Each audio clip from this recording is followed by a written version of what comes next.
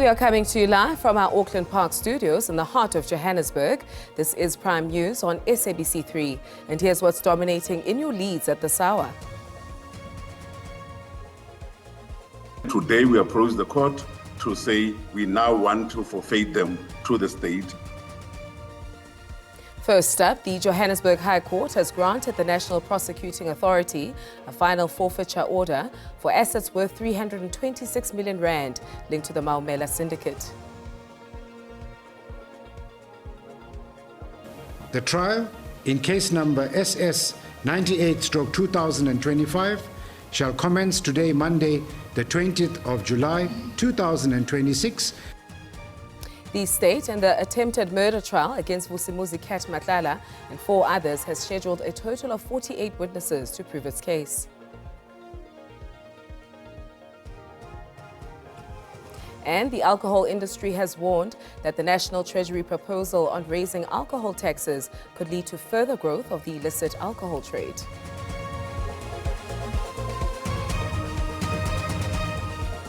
We bring to you the world in focus right here on Prime News on SABC 3.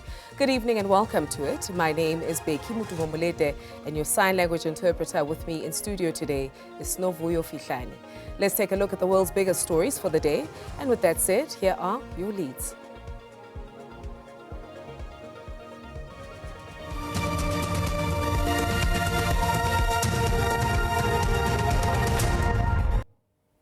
We kick off with this. The Gauteng High Court has granted a final order to the NPA's Asset Forfeiture Unit to seize property owned by members of the alleged Maumela syndicate valued at approximately 326 million rand. The NPA says that these assets include high-value residential properties and motor vehicles such as a Lamborghini Urus to the tune of 17 million rand. The seizure emanates from suspected procurement irregularities within Tembisa Hospital supply chain management during the period January 2019 to August 2022.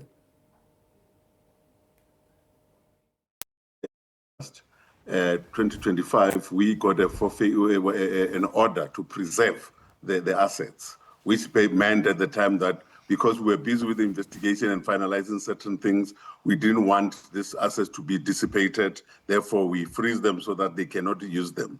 And then today we approach the court to say we now want to forfeit them to the state. And that is why today we are talking about a final forfeiture order, wherein those things, those properties are now, as we speak, belonging to the state, and therefore we are now going to monetize them. What we're then going to do is we're going to put them onto an auction, and then once we are done with that, and that will be money, that money will then be taken to the Criminal Asset Fund, which is the CARA Fund, where they will be then ring-fenced and used reinforced for the Department of Health in Gauteng so that they can then apply to CARA Fund to have this money used.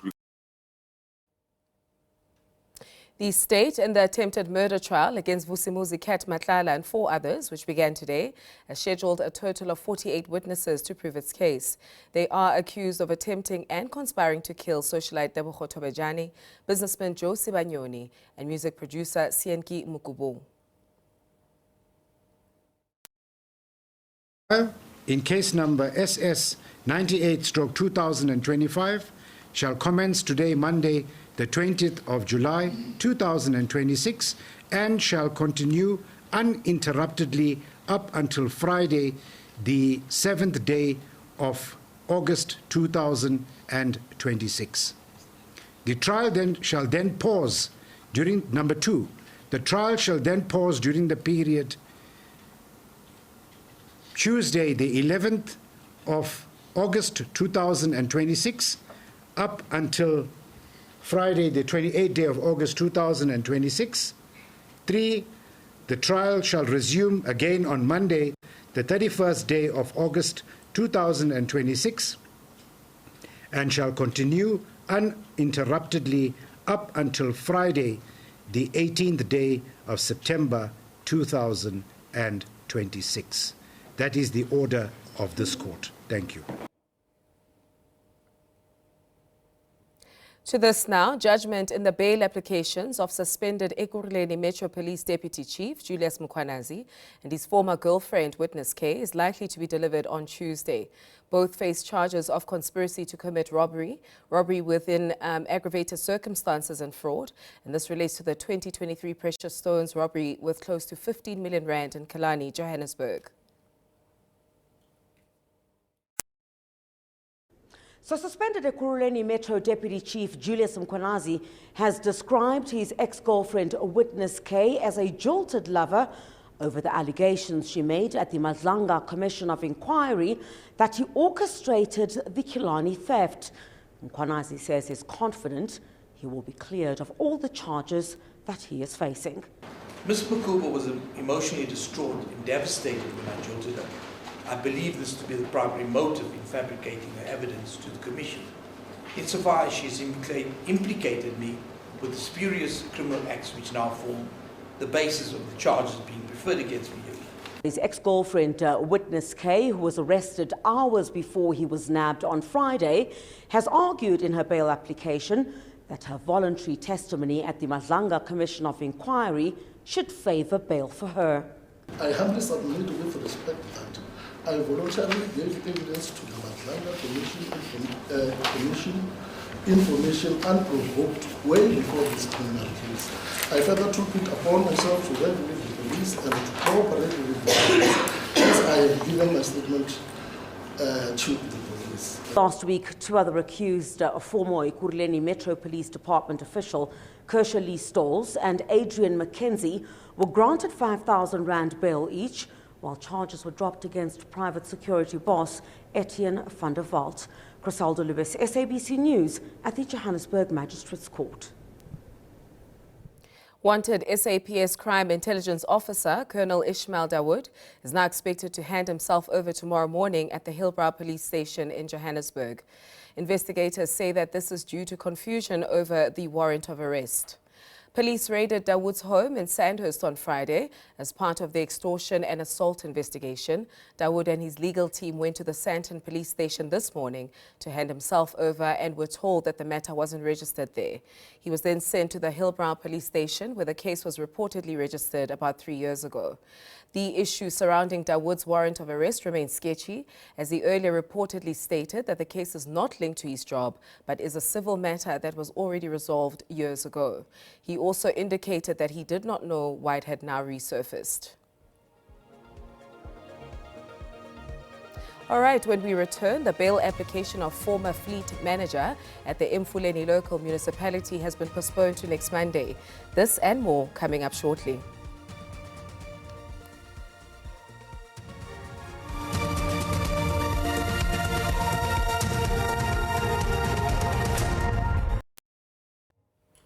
Welcome back to Prime News on SABC3. The bail application of a former fleet manager at the Emfuleni local municipality has been postponed to next Monday. 42-year-old Lerato Mpulu appeared briefly in the Vanderbijl Park Magistrates Court in connection with an alleged 16 million rand corrupt tender scheme.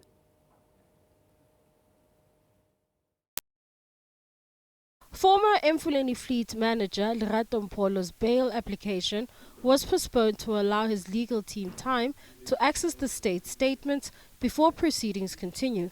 Mpolo's arrest follows an investigation by the Gauteng Political Killings Task Team after a formal complaint was lodged by slain whistleblower Martha Rantzau.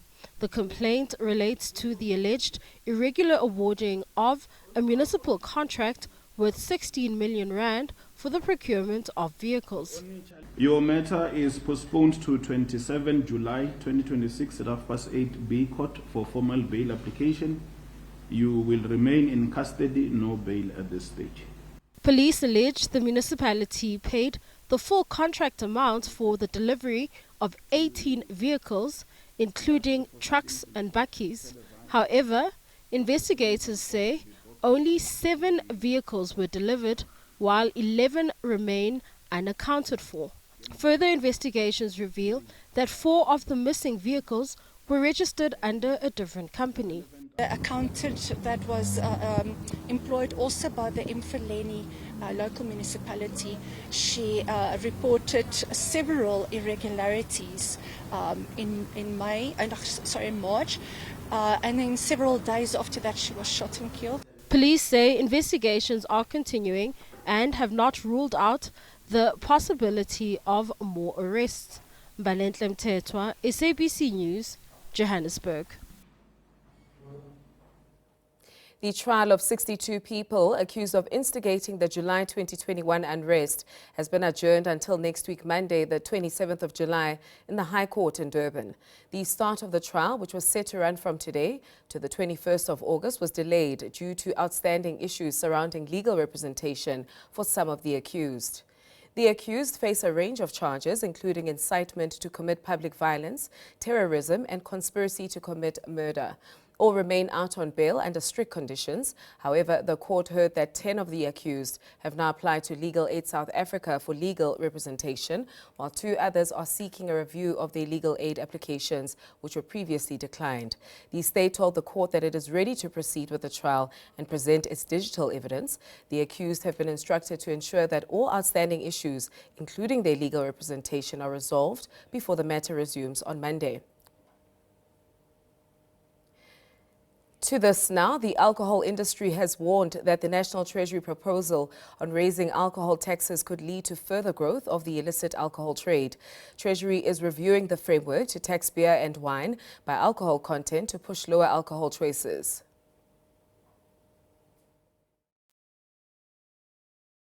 Treasury is reviewing its alcohol taxation framework to curb societal harm and combat illicit trade.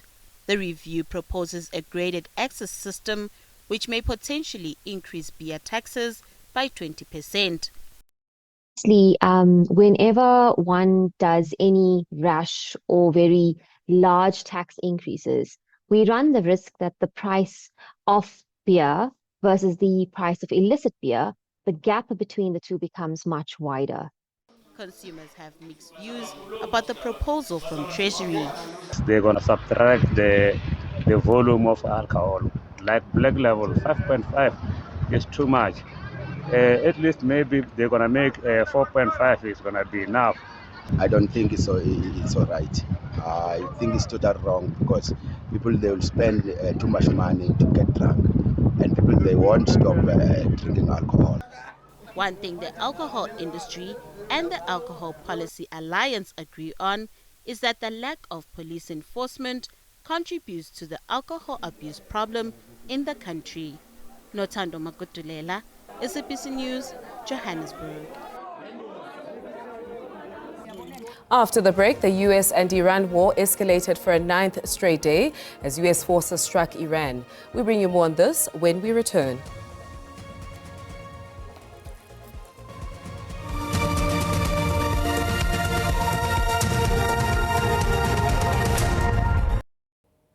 Thank you for staying with us. The U.S. and Iran war escalated for a 9th day straight on Monday as U.S. forces struck Iran. Iran retaliated with missile attacks on U.S. assets in Jordan, Kuwait and Syria, and 2 oil tankers exploded near the Strait of Hormuz. These strikes are part of an escalating cycle of attacks between the U.S. and Iran after an interim ceasefire agreement signed a month ago, deepening a struggle for control over the Strait of Hormuz that has disrupted energy supplies and stoked fears of global inflation. In a statement, U.S. Central Command said that it had begun a new wave of strikes aimed at degrading Iran's ability to attack commercial vessels in the Strait's vital shipping lanes. Kuwait's government said a desalination plant was attacked for the second day running, causing a fire in what it called a direct strike on vital civilian infrastructure. Concerns about the flow of energy supplies through the Strait of Hormuz have persisted since the United States and Iran resumed open hostilities after accusing each other of repeatedly violating the ceasefire deal. Next up, Andy Burnham has entered 10 Downing Street, promising an economic circuit breaker and fiscal stability as he takes over the leadership of Britain. He follows Keir Starmer, who bid a final farewell to the nation, calling his time in office the privilege of his life and declaring his work complete. Burnham pledged to tackle the cost of living crisis through strict fiscal discipline, recommitting to existing spending rules, and he's promised not to raise taxes on working people. I am confident that Britain is now stronger and fairer than it was 2 years ago. Our economy is stronger. Our public services are on the up, with the biggest fall in waiting times for 17 years. Children are being lifted out of poverty every single day. Immigration is down significantly. Our defence and security are on a far stronger footing, and our international reputation is greatly enhanced. I am acutely conscious that I am the 6th person in the last 10 years to walk up this street, the 7th Prime Minister since 2016, making this a moment for reflection and new resolution. It requires my generation of politicians to raise our game and rise to the new challenge.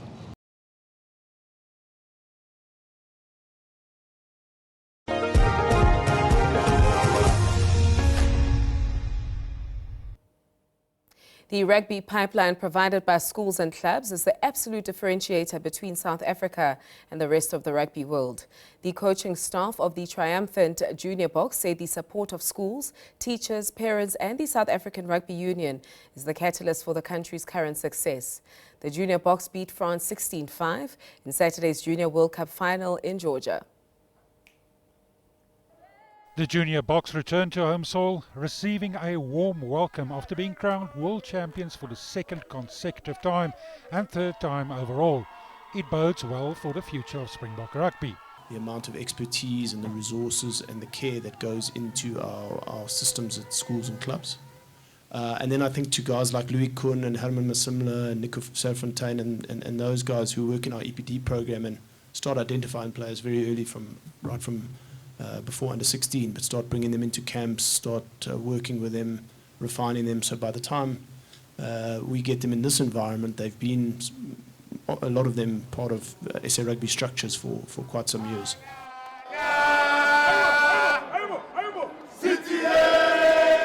This has also resulted in a more mature approach from players on the field.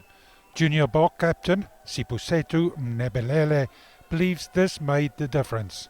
Leading yourself, you can then know what to do on the field and focus on your job and do it as best as you can. And I think that's what probably set us apart from other teams.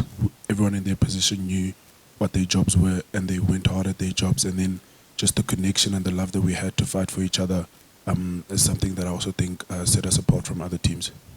More than half of the current senior Springbok squad are graduates of the Junior Boks system.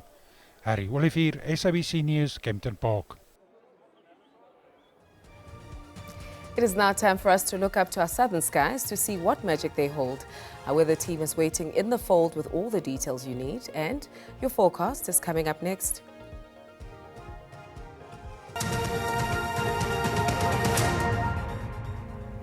Good evening and welcome to the weather desk. No rainfall has been forecasted for tonight and tomorrow. Just partly cloudy conditions along the coastal areas of KwaZulu-Natal as well as the Western Cape. Tomorrow similar conditions are expected, but morning fog patches can be observed along the coastal areas of the Northern Cape and just south of the escarpment of the Western Cape and the Eastern Cape. So please do take note of that as visibility may be reduced to less than 1 kilometer. A cool day across the Gauteng province for tomorrow, where Springs will be at a maximum of 22. Warmer temperatures over the northern areas between Bronkhorstspruit and Pretoria, both at a maximum of 23. A warm day over the western bushveld of the Limpopo province, where Liphalale is at 26, Tabazimbi at a maximum of 25. A cool day over the Capricorn district with Bulukwane at a maximum of 24. It is still cool in places along the escarpment areas of Mpumalanga, with Mashishing and Carolina at 20, but warmer temperatures as you move into the eastern areas with Mbombela and Mkhono Mpondo, both at a maximum of 25. Those cool temperatures continue over the interior of KwaZulu-Natal, with Pietermaritzburg at 22, slightly cooler in the northern Drakensberg with Umnambiti at a maximum of 22. It is cool over the northern interior of the Eastern Cape, as well as along the coastal areas where Kukompo is at 20, Gqeberha reaching a maximum of 21. A cold day over the interior with Makhanda at a maximum of 18. Mostly partly cloudy conditions there over the Western Cape tomorrow afternoon. Some cool temperatures there over the West Coast district between Clan William and Vredendal in 20. A cold day over the interior between Worcester and Laingsburg at a maximum of 17, but the mother city will reach a maximum of only 16 from tomorrow afternoon. Cold temperatures over the southern high ground of the Northern Cape with Sutherland at 17, but warmer temperatures as you move into the northern areas of the Northern Cape with Uppington at a maximum of 27.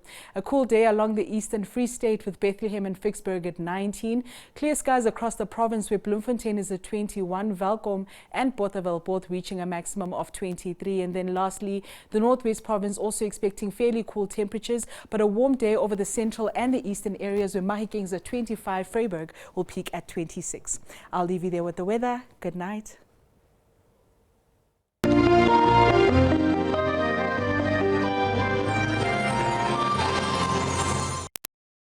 And that is all we have lined up for this evening. Thank you for tuning in to Prime News on SABC 3. Be sure to join us again tomorrow as we continue to unpack the events of the world together.